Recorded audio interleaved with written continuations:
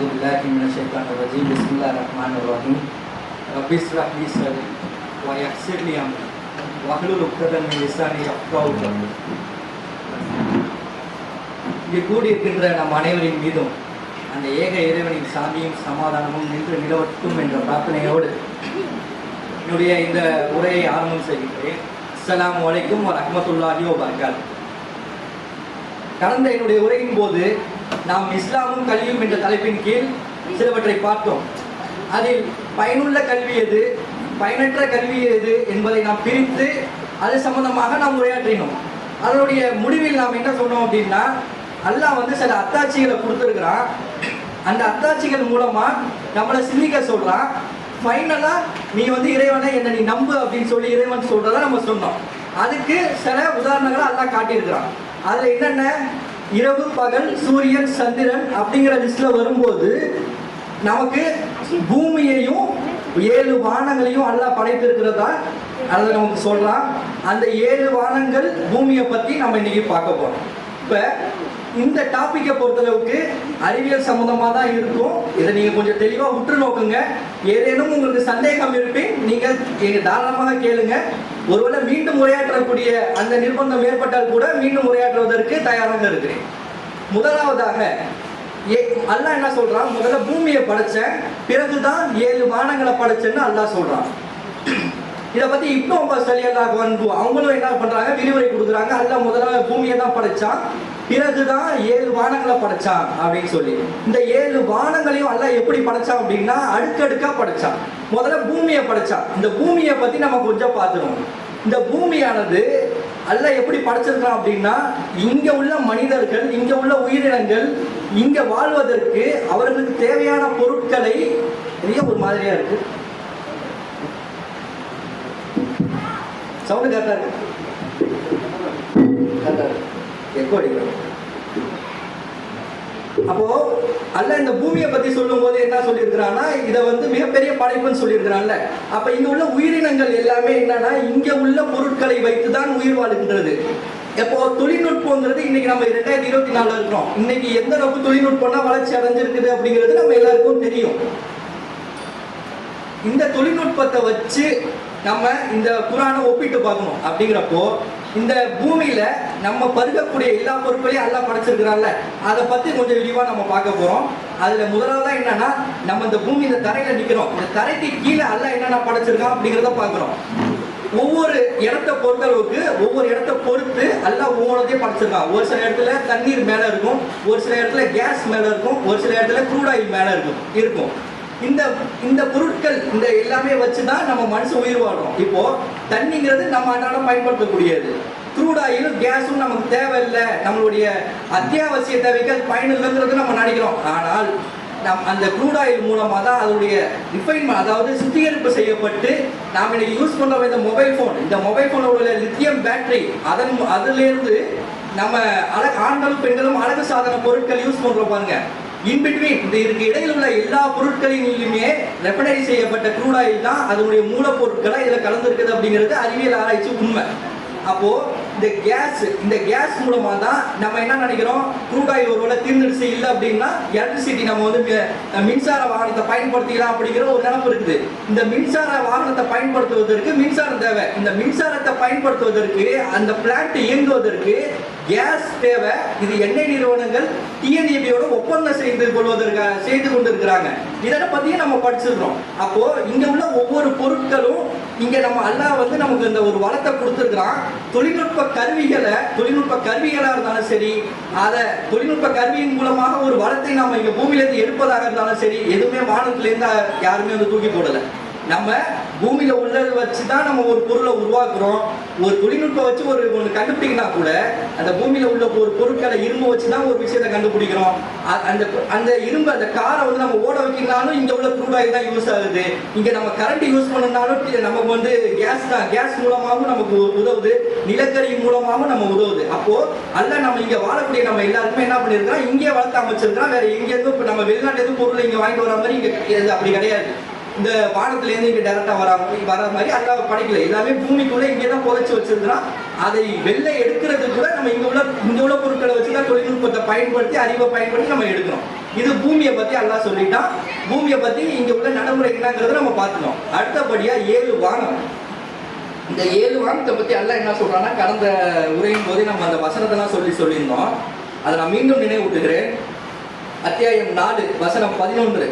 பின்னர் அவன் வானத்தின் பக்கம் கவனம் செலுத்தினான். அது அப்போது புகைவாயும் மண்டலமாக இருந்தது. ஆக்சுவலா இந்த முதல்ல வானம் என்ன எப்படி படைக்கப்பட்டிருக்கிறது, அதுக்கு நான் வந்து நடைமுறை உதாரணத்தோட நான் உங்களுக்கு சொல்றேன். இப்போ வந்து ஒரு மொபைல் இருக்கு. இந்த மொபைல் நம்ம எல்லாரும் என்ன பண்றோம், வாங்கினதும் ஒரு ப்ரொடெக்டிவ் கேஸ் போடுறோம், பின்னாடி ஒரு கவர் போடுறோம், ஏன்னா கீழே விழுந்தா உடைச்சிடாம இருக்கிறதுக்காக. முன்னாடி என்ன பண்றோம், டெம்பர் கிளாஸ் போடுறோம். ஏன் இதெல்லாம் பாதுகாக்கிறதுக்காக. அப்போ அதே மாதிரி அல்லாஹ் என்ன பண்றான், முதல்ல பூமியை உருவாக்கிட்டு இந்த பூமிக்கு மேல ஒரு 7 அடுக்கு கொண்ட வானத்தை வளிமண்டலம் அப்படின்னு சொல்லக்கூடிய அதன் மூலமா பாதுகாக்கிறான். இந்த வளிமண்டலம் என்னன்னா புகைவாயு மண்டலத்துடைய போர்வையாகும். புகைவாயு மண்டலத்தை அது அப்படியே போர்வையாக்கி இந்த வளிமண்டலத்தை சூழ்ந்திருக்குது. இதுதான் அதோடைய தத்துவம், தன்மை அது. அப்போ இந்த வசனத்தோட நீங்க ஒப்பிட்டு பாருங்க. அப்போது புகைவாயு மண்டலமாக இருந்ததுன்னு அல்லாஹ் சொல்றான் குர்ஆன்ல. அப்போ இதுல இருந்து என்ன தெரியுது, குர்ஆன்லயும் புகைவாயு மண்டலம் இருக்குது, அதுலயுமே என்னன்னா புகைவாயு மண்டலத்துடைய போர்வை தான் வளிமண்டலங்கிறது தெரியுது. இப்போ வளிமண்டலத்தை பத்தி தன்மையை பேசிக்கான அதோட அடிப்படை தன்மை என்னன்னு பார்த்தோம் அப்படின்னா, இங்க நடக்கக்கூடிய நீர் சுழற்சினா இருக்குதுல்ல, அதாவது கடல்ல இருந்து நீர் மேல போகுது, எவாபரேட் ஆகி திருப்பி மேகத்துல இருந்து திருப்பி நமக்கு தான் தண்ணி நமக்கு வந்து மழையா வருது. இந்த நீர் சுழற்சி எல்லாமே இந்த நீர் சுழற்சியில மிக முக்கிய பங்கு எது வகிக்கிறதுனா வளிமண்டலம் தான் வகிக்கிறது. இந்த வளிமண்டலம் என்னன்னா காலநிலை, இப்பனா காலநிலை மாற்றம்னு அநேகமா முகநூல் யூஸ் பண்ணோம்னா அந்த பேரை கேள்விப்பட்டிருக்கீங்க. இந்த காலநிலை மாற்றம் என்ன, இந்த மாசம் நடக்கக்கூடிய இந்த மாசம் வெயில் இருக்கும், ஆனா இந்த மாசம் அடிக்காது, இந்த மாசம் ஒரு பனியாவே இருக்கும். இப்போ இது வரைக்கும் பனியா தானே இருக்குது, இன்னும் காலைல பட்ஜெட்லாம் வரும்போது பனியே போல, ஆனா ஏப்ரல் நெருங்கிடுச்சு. அப்போ இந்த மாதிரி காலநிலை மாற்றம் நடந்து கொண்டிருக்கிறது. இந்த காலநிலையை மிதமாக வைத்திருக்கிறது எது உதவுதுன்னா இந்த வளிமண்டலம் தான் உதவுது. அது மட்டும் இல்லாம இந்த சூரியனிலிருந்து வரக்கூடிய தீய கதிர்வீச்சுகளை என்ன செய்யுதுன்னா இது தடுக்கிறது. இதெல்லாம் வளிமண்டலத்துடைய அடிப்படை கூறுகள், அடிப்படை தன்மைகள். இதுதான் வளிமண்டலம். இப்போ வளிமண்டலத்துல ஒவ்வொரு அடுக்குன்னு எல்லாம் ஆக்கியவர் புரிஞ்சிருக்குன்னா அந்த அடுக்குகளை அறிவியல் ரீதியா நம்ம பார்ப்போம். அறிவியல் ரீதியா என்ன கண்டுபிடிச்சிருக்கிறாங்கன்னா, முதல்ல உள்ள அடுக்க லேயரை வந்து ட்ரோபோஸ்பியர். இந்த ட்ரோபோஸ்பியருங்கிறது தரைமட்டத்திலிருந்து தொடங்கி கடல் மட்டம் இருக்குல்ல, அதுல இருந்து சுமார் 10 கிலோமீட்டர் வரைக்கும் அந்த வானம் நீண்டுள்ளது. இந்த வானத்துல உள்ள முக்கிய அம்சமே என்னன்னா, இது 75% காற்றை கொண்டுள்ளது. இப்ப நம்ம இங்க உட்கார்ந்து இருக்கோம், இங்க ஃபேன் எல்லாமே போட்டுருக்காங்க, வெளில போனா நமக்கு காத்து கிடைக்குது இல்ல, இந்த காத்து எங்க இருக்கு, முதல் லேயர்ல இருக்குது. இது அறிவியல் கண்டுபிடிப்பு.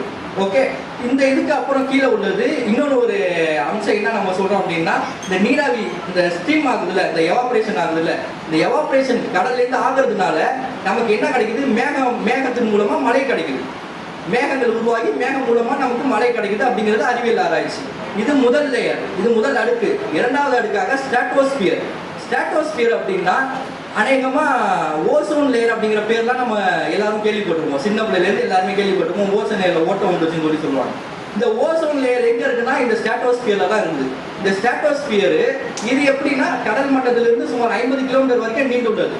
இதனுடைய இன்னொரு ஒரு அம்சம் என்னன்னா, சூரியனிலிருந்து வரக்கூடிய அந்த யூவி ரேஸ் எல்லாத்தையுமே அது உள்வாங்கி உறிஞ்சி வெப்பத்தை காக்குறது. முதல் அடுக்குல என்ன சொன்னோம், காற்றை வச்சிருக்குது.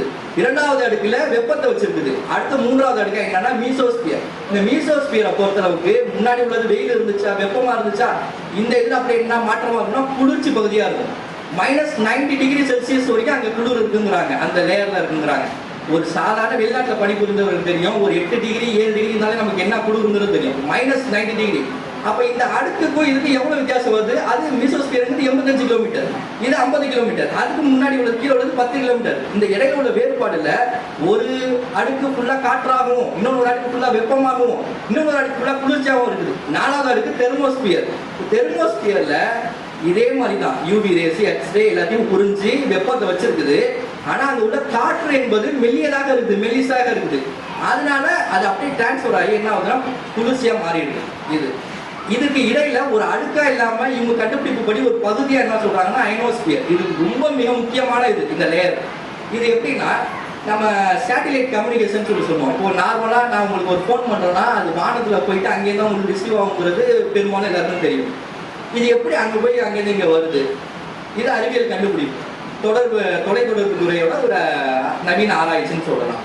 அப்போ இந்த இதுதான் இங்கே ப்ரொடியூஸ் ஆகுது. இந்த அயரோஸ்பியரோட அந்த அடுக்கில் என்ன ஆகுதுன்னா, சூரியனிலிருந்து வரக்கூடிய எக்ஸ்ட்ரீம் அல்ட்ரா வயலட்டோடைய ரேஸையும் எக்ஸ்ரே இதையும் உள்வாங்கி அதனுடைய அணுக்கள் மூலக்கூறுகள் மூலமா நமக்கு என்ன பண்ணுது, அயான்ஸை ப்ரொடியூஸ் பண்ணுது. அயான்ஸ்னா அது ஒரு negative charge ions, positive charge அயான்ஸ்னு இருக்கும். அது மூலமா எலக்ட்ரான்ஸ்னு ஒரு இதை உருவாக்குது. இந்த எலக்ட்ரான்ஸ் தான் என்ன செய்யுது, சேட்டலைட் கம்யூனிகேஷனுக்கோ இந்த ரேடியோ ஃப்ரீக்வன்சிலாம் இருக்குல்ல, இது எல்லாத்துக்குமே இதுதான் பயன்படுது. இப்போ இதுதான் அயனோஸ்பியர்.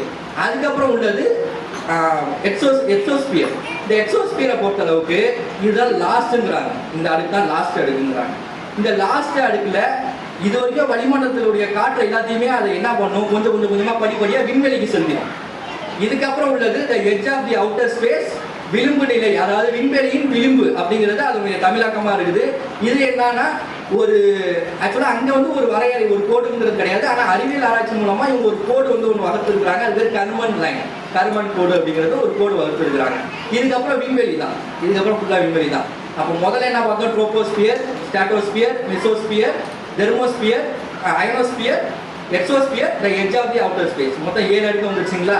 இதை தான் அல்லாஹ் சொல்றான். என்ன சொல்றான், அன்றியும் உங்களுக்கு மேலே 7 அடுக்குகளை கொண்ட வானத்தை திறனாக நாம் படைத்திருக்கின்றோம். இப்போ நம்ம நம்புறோமா? சரி, இந்த அறிவியல் ஆராய்ச்சிலாம் எப்போ வந்துச்சு? 1902 ஏப்ரல் 28 லியோன் அப்படிங்கிறவர் கண்டுபிடிச்சிருக்கிறார். அப்போ அவர் என்ன கண்டுபிடிச்சிருக்காருன்னா, ஒரு அன்மேன்டு பலூன் அப்படிங்கிற ஒரு டெக்னாலஜி மூலமா முதல்ல 2 லேயர்களை, முதல்ல 2 அடுக்குகளை கண்டுபிடிச்சிருக்கிறார். இது எப்போ? 1902. நமக்கு குரான் எப்போ வந்துச்சு? 1400 வருஷத்துக்கு முன்னாடி வந்துச்சு. அப்ப இதை ஒப்பிட்டாக பார்த்து இதை எடுத்து வைக்கக்கூடியது யார் எடுத்து வைக்கணும்? முஸ்லீமாகி நம்ம தானே எடுத்து வைக்கணும். ஆனா நம்ம இதை யாரும் எடுத்து வைக்கிறோமா இதை பத்தி? ஏன்னா நம்ம சிந்திக்கிறது கிடையாது, ஆராயறது கிடையாது.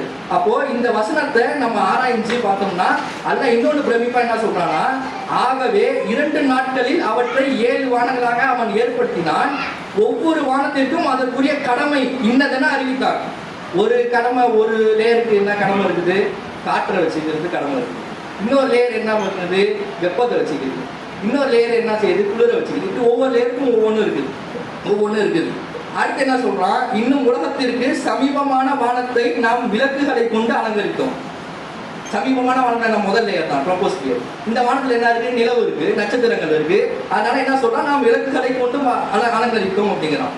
இன்னும் அதனை பாதுகாப்பாகவும் ஆக்கினோம். இந்த பாதுகாப்பாகவும் ஆக்கினோம். இப்போ வளிமண்டலம் இல்லை, மொபைலில் ப்ரொடெக்டிவ் கேஸு இல்லை, பேக் கவர் இல்லை, என்ன ஆகும்? கீழே வந்தால் ஓடியும். அதே மாதிரி நமக்கு வந்து இந்த வளிமண்டலம் இல்லைன்னா என்னென்ன நடக்குன்னா, பறவைகள் ஓடாது, பறக்கக்கூடிய அனைத்து உயிரினங்களும் சரி, பொருட்களாலும் சரி, எதுவுமே பறக்காது. விமானங்கள் ஓடாது, ஜெட்டு பறக்காது. அதே மாதிரி நீரின் ஆதாரமாக இருக்கக்கூடிய குளங்கள், குட்டைகள், ஏரிகள், ஆறுகள், கடல்கள் என எதுவுமே எல்லாமே கொதித்து விடுமா. இதெல்லாம் இல்லைன்னா, இந்த வளிமண்டலம் இல்லைன்னா இதெல்லாம் கொதித்து விடுமா. அதே மாதிரி இந்த காற்றை மட்டுமே வச்சு சுவாசிக்கக்கூடிய உயிரினங்கள் அதுவும் செத்து விடுமா. இந்த மாதிரி என்ன சொல்றாங்க. அதே மாதிரி இப்போ இந்த பூமியில நம்ம ஒரு ஏதோ ஒரு தத்தன ஒரு அதிர்வு இருக்கும், அதனோட சேர்த்து ஒளியும் வரும், நம்ம ஒளியை உணர்வோம்.